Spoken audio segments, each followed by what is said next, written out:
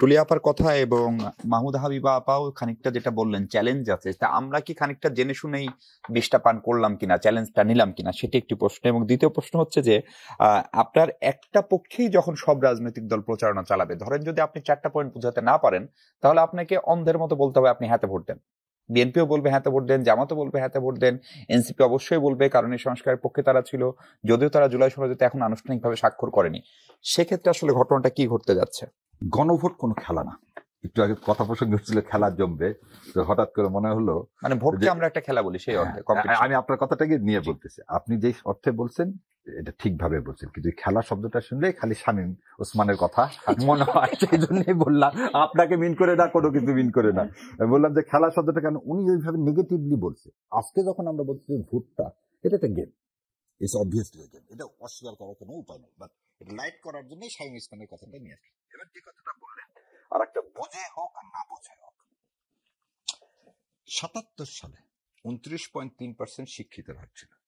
কত সালে? 77 সালে। 77। শিক্ষিতের হার বলে ভুল হবে, সাক্ষরতা। শিক্ষিত আর সাক্ষরতার মধ্যে পার্থক্য আছে। তো এই জায়গায় আমার একটা অবজেকশন আছে। রবীন্দ্রনাথ সবসময় বলতেন স্বশিক্ষায় শিক্ষিত হোক।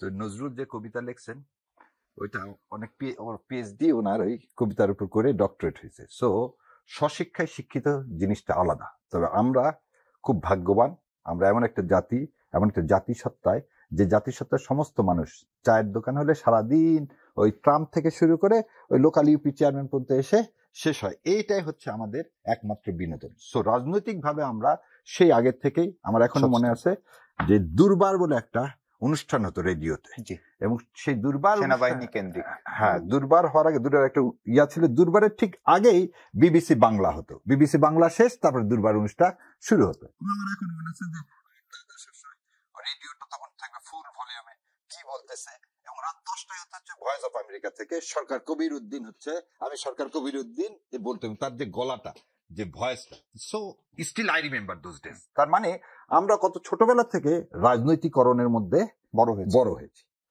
এখন ধরে নেন তর্কের খাতিরে বিএনপি তার 31 দফা নিয়ে মাঠে ময়দানে গেছে, জিয়াউর রহমান সাহেবের 19 দফা হেলিকপ্টার থেকে ফেলে দেওয়া হয়েছে। এখন কথা হচ্ছে যে এই 19 দফার সব দফায় যে সবাই বুঝবে তা না।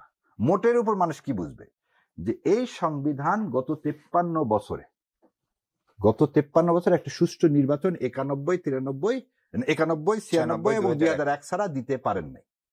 এবং এইখানে আমার জাতীয় মূল্যবোধের সাথে এই সংবিধানের কোনো সম্পর্ক নাই। এবং যে কথাটা আজকে উঠছে যে এই সংবিধান আর একটা দেশ তার স্বার্থে এই সংবিধান প্রণয়ন করছে।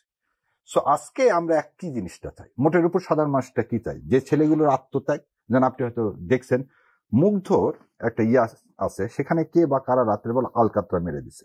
সো 1.5 বছরের মাথায় এই যে সে আলকাতরাটা মারতেছে কিসে, আমার কাছে মনে হচ্ছে জুলাই সনদে।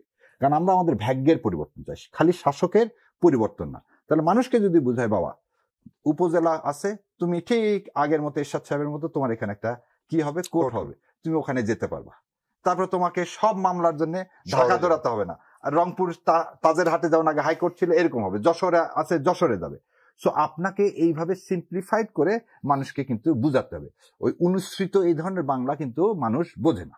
আর একটা জিনিস, যা আলোচনা আপনাদের মাধ্যমে, এই গণমাধ্যমের মাধ্যমে, ফেসবুক ইউটিউবের মাধ্যমে হয়েছে, মানুষ কিন্তু সম্মুখ ধারণা হয়ে আছে কোন জিনিসগুলোতে মানুষ কি ভোট দিবে। যেমন একটা জিনিস বলি আপনাকে, সর্বোচ্চ আদালতে সুপ্রিম কোর্টে বলছে জ্যেষ্ঠ যে বিচারক সে হবে প্রধান বিচারপতি। বিএনপি বলছেন যে না, জ্যেষ্ঠ 2 জনের মধ্যে থেকে যে কোনো একজন হবে। মোটা দাগে কিন্তু কি কথা হচ্ছে, নিয়োগ নিয়ে যেটা সেটা আলোচনা হবে কোন জায়গায়, পরবর্তীতে এটা যদি দিই এটাতেই ফাইনাল হয়ে যাচ্ছে না। ফাইনালটা হচ্ছে কোথায়, যেটা আমরা সংবিধান সংস্কার পরিষদ বলতেছি বা গণপরিষদ বলতেছি। সো সেখানে কিন্তু আমি আমার রিপ্রেজেন্টেটিভটা পাঠাচ্ছি। ধরে নেন এই কথায় যে বিএনপি জিতে গেল, বিএনপি কি বলছে, তার যেগুলো কি নোট অফ ডিসেন্ট আছে সেগুলো তারা কি করবে, তাদের ইস্তাহারের মধ্যে ঢুকাবে। তার মানে বিএনপি জিতে গেল, মানে ওই যে 2 জন, ওইটা তখন ইমপ্লিমেন্টেশন হচ্ছে। জনগণকে কিন্তু ওই জায়গায় যেতে হচ্ছে না। আমার কাছে যেটা মনে হয় যে আমার আপা, উনি ওনার মানে কি বলবো, উনি বর্ষিয়ান মানুষ, ওনার অভিজ্ঞতা, ভোটের ফলাফল কোনটা আগে দিবেন। এবং এই প্রসঙ্গে আপনাকে বলি, বাংলাদেশে প্রথম জুন মাসে আমি এই প্রস্তাব করি সেন্টার ফর সিভিল রাইটস থেকে, একই দিনে ভোট হতে হবে।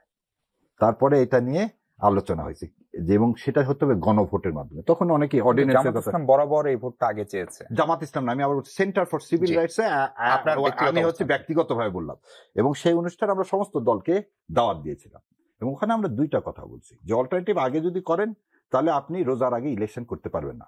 তখনও কিন্তু রোজার আগে ইলেকশন হবে, এটা ঠিক হয় নাই। যদি রোজার পরে ইলেকশন করেন তাহলে আলাদা কথা। আর টাকার কথা চিন্তা করলে, অর্থনৈতিক অবস্থা চিন্তা করলে আপনাকে একদিনে করতে হবে। এবং তার পরিপ্রেক্ষিতে আমি আর একটা যুক্তি দেখাচ্ছিলাম, ভোটার টার্ন আউট। যে ভোটার টার্ন আউট, হানা ভোটে কোনোদিন কেউ আসবে না, এটা ইট ডিড নট বদার দেমস, যে তার যে ক্যান্ডিডেট সেজন্য সে যতখানি আগে আসবে কিন্তু অন্যভাবে আসবে, অথবা ক্যান্ডিডেটও তাকে আনতে যাবে না, আনতে যাবে না। আরেকটা জিনিস বলছে, আমরা কিন্তু ইউনিয়ন পরিষদে 3টা ব্যালটে কিন্তু ভোট দিয়ে অভ্যস্ত আছি। সো ভোট একসাথে যে 3টা ব্যালটে দিইনি তা কিন্তু না, মহিলা ভাইস চেয়ারম্যানের জন্য আবার ইউপি। সো এইটা না, এখন কালার কিন্তু কি হবে, ধরে নেন আমরা কালার নিয়ে আলাদাভাবে কথা বলবো, এইখানে এটা শেষ করে দিই।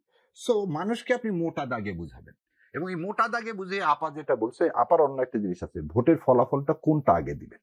কারণ আপনি জুলাই সনদের ভিত্তিতেই কি করতেছেন, পরবর্তী সংসদ হচ্ছে।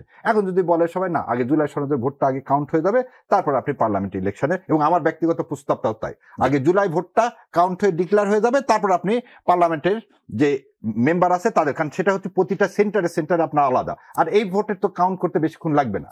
আর যেটা লাস্ট না বা হা ভোট, জুলাইয়ের স্পিরিটটা এখন আমাদের মধ্যে আছে, এবং সেটাই হ্যাঁ, সেটাই হ্যাঁ।